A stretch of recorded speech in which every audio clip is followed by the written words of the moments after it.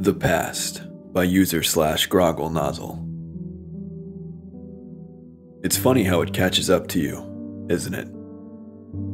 I know that you're here, reading this, and you've probably just become desensitized to everything on the internet.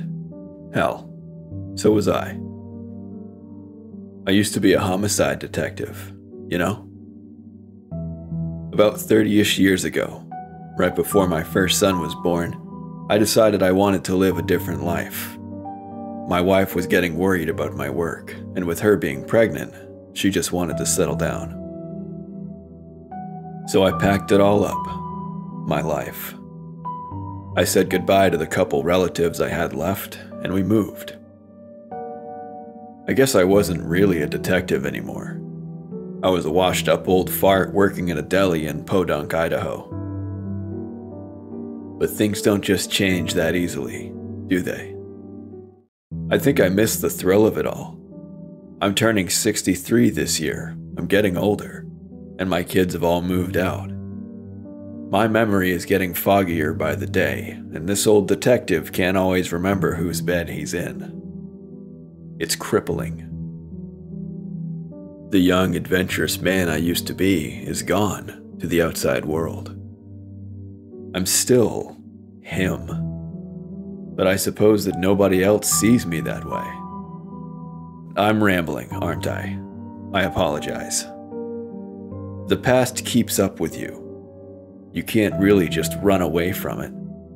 I guess through all this, I just missed the way things used to be. I guess I missed the simpler days. I wanted them back. They started coming to my town too. The murders? It started off random, I think. I don't know the first people who died. Some young girl, I think. I can't remember. But then, it started to get closer to me. It was like they were following me. How I wish I wasn't right. It started with people I interacted with, and soon it was even a coworker. I wasn't close with her exactly. I didn't know more than her name. But the thought of the murders getting this close frightened me. Apparently, she was found in a wedding dress, hung from the rafters at church. I hope your soul rests well, Charlotte. You know what it's like to be watched? To have every move you make carefully followed, traced, death after death, like it was taunting me. Do they know who I am? Or who I was? I guess, looking back on it, maybe so. I wanted to move, to take my family and go. But my beautiful Lorraine disagreed. She loved the town and lectured me for falling back into my detective habits. It frustrated me. I wished she would listen. But now, I wish I had just listened to her, hugged her more, believed her. I wish the past would go away. She died not long after that. No, she didn't die. She was murdered. Losing my wife would have been enough to drive any man to insanity. But when I came home to find her body, she was sitting at a table with a cheap Chardonnay and a white tablecloth. It was a picturesque scene of our honeymoon. Even the death of my wife mocked me. The police took me in for questioning. I suspect they had suspicions about me long before this. It was a small town.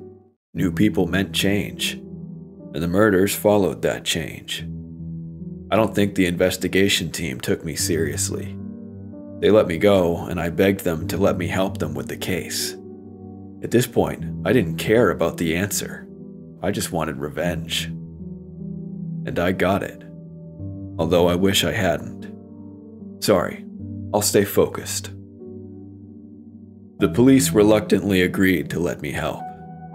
I was an ex-cop after all, and significant progress began to turn up. The murders had slowed to a complete crawl, but they seemed to still be focused around me.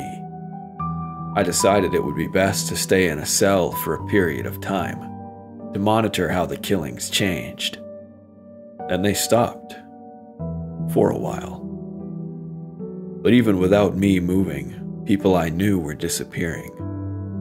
I can't exactly remember who.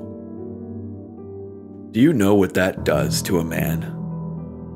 I began to have nightmares. Horrendous, foggy dreams. My memory was getting worse, and it was hard to distinguish between what was a dream and what wasn't. A constant nagging when I woke up, like I knew something, like I had something to say, but it just barely escaped, like all the other memories were. Leads began to come in from helpful civilians. We discovered an old red sedan, similar to one I used to drive, broken down in the middle of the forest. Inside it were the bodies of 3 young boys. 3 young boys who had gone missing just days before. They looked almost relaxed in the back seat, like 3 brothers on a road trip. I couldn't stand the sight. If the same happened to my boys, I'm not sure what I would do.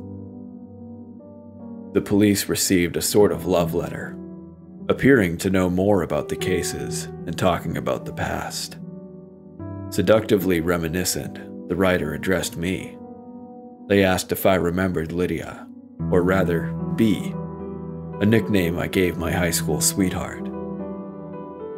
It wasn't long after that, a teenage girl in a black and yellow prom dress was found dead. I guess I got frustrated, angry that she had broken up with me, perhaps. That's an answer I may never know. At this point, my mind was plagued with constant nightmares.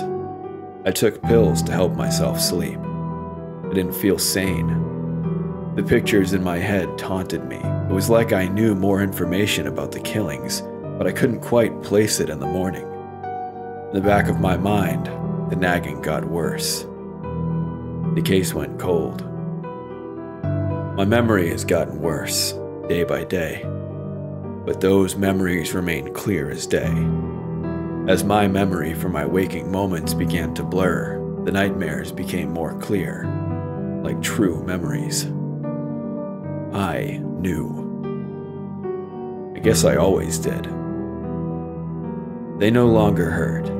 I accepted reality a long time ago. This was never a mystery or a case to be solved.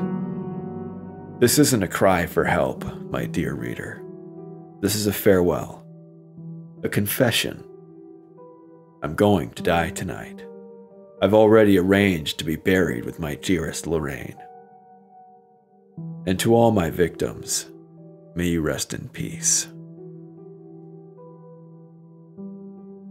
Thank you guys for listening. I hope you enjoyed the story, and I'll see you next time. Goodbye.